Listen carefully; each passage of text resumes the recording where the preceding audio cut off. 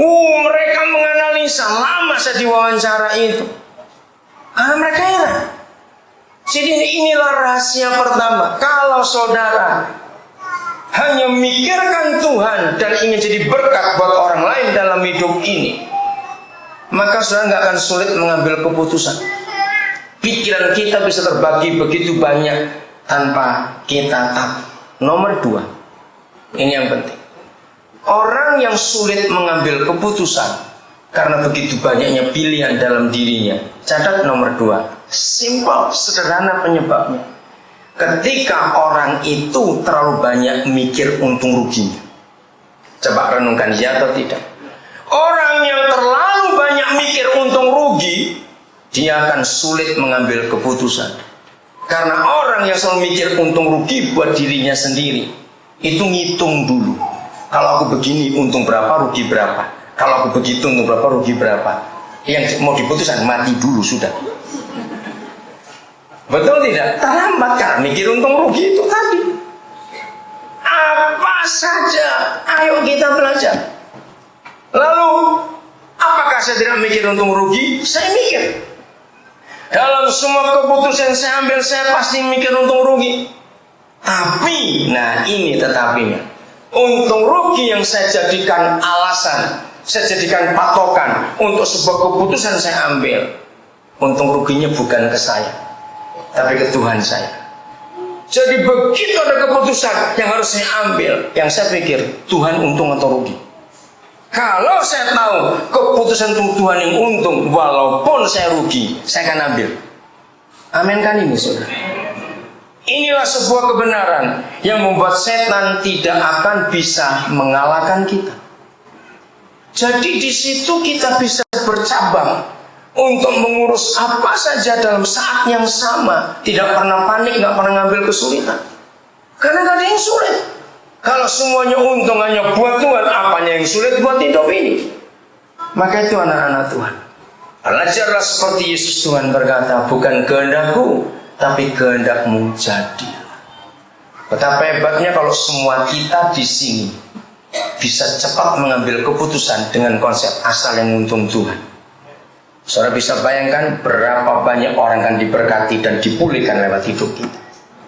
Tapi orang yang terlalu banyak mikir untung rugi buat diri sendiri, orang itu gak akan pernah jadi berkat sampai dia mati. Karena dia terlalu banyak pertimbangan untung rugi buat hidupnya sendiri, bukan buat orang lain. Mari kita belajar dalam mengerti ini. Maka Yosafat mengambil keputusan untuk mencari Yahweh. Keluaran 33. Keluaran 33 ayat 15.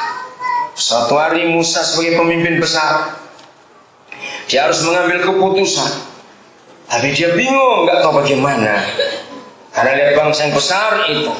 Keluaran 33. Keluaran 33 ayat 15. Inilah sikap Musa. Dan berbahagialah setiap kita kalau dalam hidup kita punya sikap seperti ini juga. Kami perlu Kau Tuhan. Pujian kita yang terakhir tadi berkata itu. Berkatalah Musa kepadanya, jika engkau sendiri tidak membimbing kami. Boleh saya ganti dengan kata ini? Jika engkau sendiri tidak menolong kami untuk mengambil keputusan, kami berhenti, kami lanjut, kami ke kiri, atau kami ke kanan, atau kami balik. Boleh nggak? Sama nggak kata membimbing itu dengan kalimat-kalimat tadi? Sama bukan? Jikalau engkau sendiri tidak menolong kami untuk mengambil keputusan, janganlah suruh kami berangkat dari sini. Setiap langkah yang kita akan ambil dalam hidup ini, saudara, dengar, kecil maupun besar, semua ditentukan dari keputusan di langkah pertama. Betul? Semua begitu. Kemarin sore beberapa di antara kita diundang di satu perusahaan untuk buka bersama dengan para karyawan perusahaan itu yang muslim. Nah, pemiliknya berkata bagaimana caranya? Gampang. Kita kemas dengan bagus. Finish ditunjuk jadi pembawa acara. Jadi malam fin ilustrasimu sudah Bapak sebarkan ke Jogja, ke Jakarta. Kenapa? Tiba-tiba ketika finish buka acara itu bagus sekali. Siapa ingin berbahagia? Ya semua orang ingin berbahagia loh, mana ada orang ingin susah. Dan ini caranya. Saya akan berikan sebuah pertanyaan. Kalau saudara bisa jawab, saudara orang bahagia. Kalau toh nggak bisa jawab, saya akan buat saudara bahagia. Wah, itu kata-kata luar biasa. Terus dia menjawab begini. Tapi tadi malam waktu saya telepon ke Jakarta, saya nyebut, Venus bilang, apa yang pagi-pagi? Mas bilang ada di Pantai Maaf. Lalu agak siang dikit ada di UII. Siangnya lagi ada di Samabusa. Sore-sore lagi ada di Kota Lama. Tapi malam ada di dalam kulkas. Apa itu? Nah, ada jawab ayam, ada jawab pentolan, apa ya? Kemarin ada jawab jeruk, ada jawab ikan. Saya juga bingung. Ini anak ngomong apa? Ayo, siapa bisa jawab? Enggak ada yang bisa jawab. Berarti semua tidak bahagia. Terus dia jawab begini, dongkrak mobil. Orang bingung, dongkrak mobil. Ayo, bingung nggak saudara? Nah, jawabannya begini. Karena dongkrak itu milik saya mau bawa ke Pantai Maaf, saya mau bawa ke Samabusa, saya mau masuk ke Luki. Ini kan urusan saya. Mau saya masukkan kulkas. Saya bilang, kurang ajar. Nah ini. Nah, tapi itu betul nggak saudara?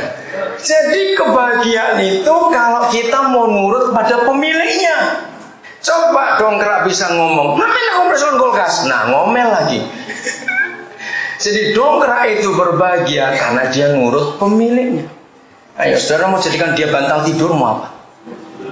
Lu betul nggak? Siapa yang larang? Itu milik saudara. Jadi bahagia itu kalau kita menurut kepada pemiliknya. Nah, masalahnya kita ini cerewet. Sudah cerewet, bodoh lagi. Sudah cerewet, bodoh, ngelawan lagi. Lengkap gobloknya sudah. Maaf, jangan tersinggung. Itulah kita manusia. Apa susahnya tinggal diam? Ikut sajalah. Mau dibawa kemana diam? Kok nggak ada yang ngamen? Berarti kita ini dongkrak keren, bisa ngomong masalahnya. Mau dibawa kemana sih, kita bantah terus. Saudara, jadi kalau kita mau menuruti, minta dia membimbing kita, memutuskan kemana kita pergi, itu luar biasa. Maka itu dalam hidup ini penting sekali. Minggu yang lalu, hari Minggu pas minggu ini, bagian besar kita diundang oleh Pak Made. Kan kaget bukan? Pak Made orang Hindu, kok undang kami untuk ibadah? Jadi semua karyawannya, Islam, Kristen, Hindu, dikumpulkan semuanya. Kita buat ibadah, enggak secara Kristen, tapi secara umum. Yang penting firman disampaikan, dan luar biasa. Itu sebabnya saudara dalam hidup ini penting sekali kita menentukan pilihan dalam hidup ini. Kemana? 2 Samuel 5. Seorang pemimpin lagi, Raja Daud. Dia pun punya keputusan yang hebat. Seringkali kita berdoa, minta Papa di surga buat mujizat, buat keajaiban atas kehidupan kita. Tapi mengapa keajaiban gak datang-datang? Jawabannya, karena kita sudah punya jalan sendiri. Kita sudah coba-coba mencari solusi sendiri dalam hidup. Jangan. 2 Samuel pasal yang ke-5, ayat yang ke-17. Ketika didengar orang Filistin bahwa Daud telah diurapi menjadi raja, jadi sudah habis pemilu, dia menang, jadi pemimpin, dia sudah dilantik atas seluruh Israel. Maka, nah masalah datang. Maka majulah berapa orang? Semua orang Filistin. Jadi saya percaya kalau kata semua itu nenek, kakek, anak kecil, orang tua ikut semuanya ngeroyok Daud itu. Karena semua, nggak cuma tentara ini. Tetapi Daud mendengar hal itu, jadi bocor. Serangan musuh itu bocor. Inilah keputusan. Dia bukan ke kantor kerajaan atau kantornya untuk rapat, tidak. Tapi keputusan raja ini, pemimpin ini, ia pergi ke kubu pertahanan. Ini tempat Daud berdoa. Ketika orang Filistin itu datang dan memencari lembah Refaim, lihat sudah dekat musuh. Bertanyalah Daud kepada Yahweh. Pertanyaannya, kalau dia sedang duduk bersama kepala-kepala negara yang lain di dunia ini, mereka akan ngejek Daud. Ini kepala negara bego betul. Di mana begonya? Sudah jelas diserang musuh. Begini tanyanya, apakah aku harus maju melawan orang Filistin itu?